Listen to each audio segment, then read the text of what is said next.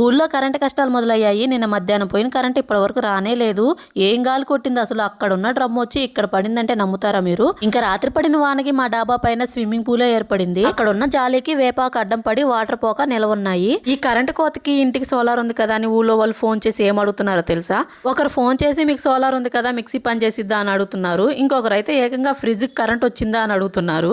మాకు సోలార్ ఉంది కానీ కరెంట్ పోయినప్పుడు అది పని చేయదండి. ఇంకా ఇన్వర్టర్ మీద మిక్సీలు ఫ్రిడ్జ్లు వేసుకుంటే అది గుడ్డు పెట్టిద్ది అనమాట.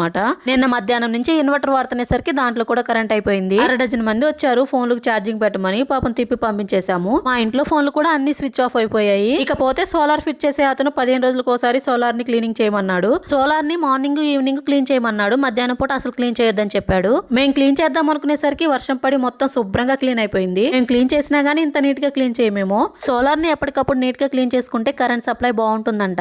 ఇంకా మా రిషిగాడు స్విమ్మింగ్ పూల్ అని చెప్పేసి హ్యాపీగా ఆడుకుంటున్నాడు.